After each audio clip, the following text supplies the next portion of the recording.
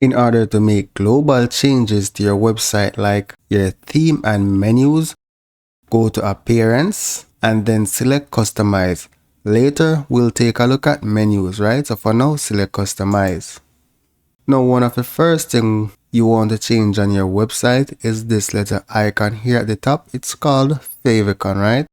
So in order to change that, go to Site Identity and then select Site Icon. Now, when you have your logo, it can't work as a favicon as is, right? So what you can do is go to Google and search for favicon generator, right? You can use any of these sites to upload your logo and generate a favicon, and then you download it and upload it to your Hostgator, right? So I'm going to select this icon image here. Once I select it, you'll see that it changes at the top of the website. Select Published to save the changes. In some cases, you may see a logo on the website, like in the menu section here. If you want to add a logo to that section, you can select Site Title and Logo Settings. Select your logo. Let's upload. This is going to be extremely small though, right? As you can see, it's cropping the image. So if you look carefully, you'll see that there's a small, let me zoom up, there's a logo image here, right?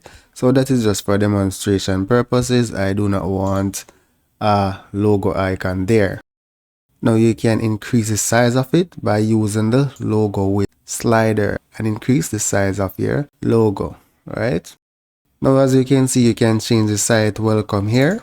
I'm going to set that to MR Versity. So if you have a tagline, you can include it. Now previously, you can see that the logo was above the MR Versity.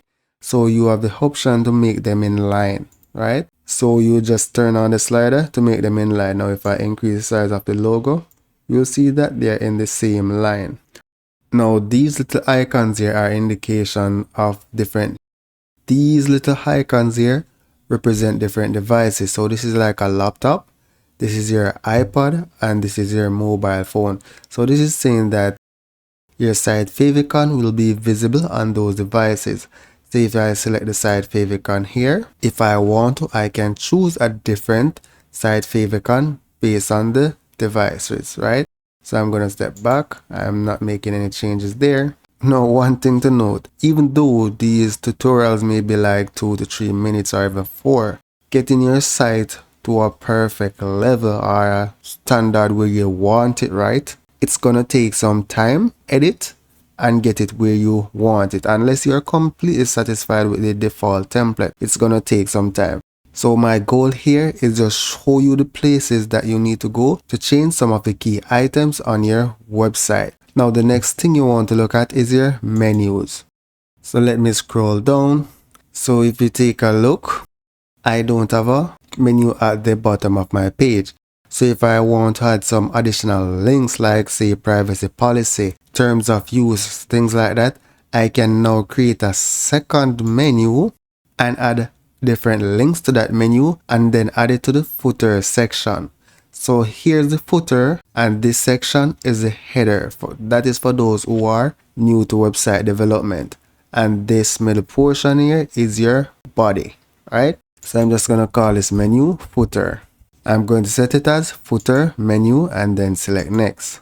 So I'm going to add some items to that footer. So I'm going to select add items. I'm going to add a new page, privacy policy. So select add to continue. And I'm going to add a terms of use. Select add. And here I'm just going to select publish. To add the menu to your footer location, you want to click in any of these sections, right? So I want it to be aligned with the copyright on my website. So click on the area, then select widget, right? I'm going to work with widget 1. Then select the gear icon and then select plus. So what you're going to search for is navigation. So you can add search nav for short and select navigation menu. Now from the drop down, I'm going to select the footer menu, which I created. Or if you want to use your main menu, you would just select your main menu. Now if you want to add your social media icons, then you can also select the area where you want to add those socials and then select the social icon. Now here it will now give you the option to add your Facebook, Instagram, Twitter, YouTube, or whatever, right? So what you need to do in order to add your link, you just select the little drop down icon and then provide your URL. So I'm going to select publish to save these changes. So let me step back. Now let's take a look at the header builder. So there are different ways you can layout. So if you want to edit the layout of your menu on your header, select the pencil icon to edit header presets. And here you can play around with the different look and feel of the header. So take a look at the different alignment of where the links are. So once you're satisfied with a link, then you just select it and then select publish to save the changes. So let me close this section. So we have went over the site titles and logos already. So I'm going to select it nonetheless and remove this logo here. I'm going to hit publish to save changes. You can make adjustment to your menus by selecting the primary menu option. Depending on the theme you selected, the options you see will vary. So if you select design, you have a variety of options that you can change on your website. So for example, if you want an effect when you hover over your menu, then you can change it here. So let's select, say, underline. Let's select publish to save this change and refresh. Now when I hover over the menu, you see that there's a line over the menu. So let's go back to header builder, then primary menu, and then select design. So here you have the option to change the text and the color of your links. So let's say I want to change this to red. Then select it and then select the color of your choice. Now if I hit publish, then it will change it to red, but I don't want to do that right now. So I'm just going to select clear. So let's cancel. So it exited. So let's go back to appearance and select customize. Now let's go to global. This is where we're in the first place, right? So this is where you can change like the font, the color of all the text on your website, the look and feel of your buttons, and so on, right? So let's select typography to get started.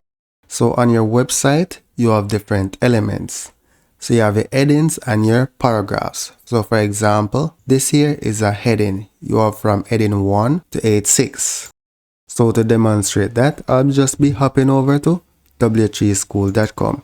This is where you'll go if you really want to advance your skills in HTML. So let's select right. And this is what H1 looks like, H2, so on and so forth. So you get an idea of which heading you should use depending on how large you want your heading to look. So let's hop over back to our website. So these are some presets for the headings, right? So once I click on it, you'll see how the different font changes. Same thing for the body font. So let's select edit and then you can choose the font that you need and even increase the size of the font. Let me reset that to the default. Now I don't want to make any changes. I just want to share with you where you can go and make the change if you need it. So that's just about it for font. So let's step back. Now let's go to colors. So here you can find some predefined color palettes. So this is the one that is currently active on my website. Again, here you have the option to make modifications to the color if you need to. So let's step back. And another important aspect are your buttons, right? Your call to action buttons. So this is one of them. So let's select buttons. And here you can select how your buttons look. So as you can see that as I selected the different options, the look and feel of the button changed. So let's step back again. Now scroll to the top. Is a little icon on the screen. So let me scroll to the bottom of the page. And if you notice, there's a little icon here that is pointing up. So if I hit this little icon, it takes me to the top of my website. So that helps with user navigation. Let's step back again. Let's go to accessibility. So by default, you want to keep this on. So those are some of the key elements you need to be familiar with in the global section.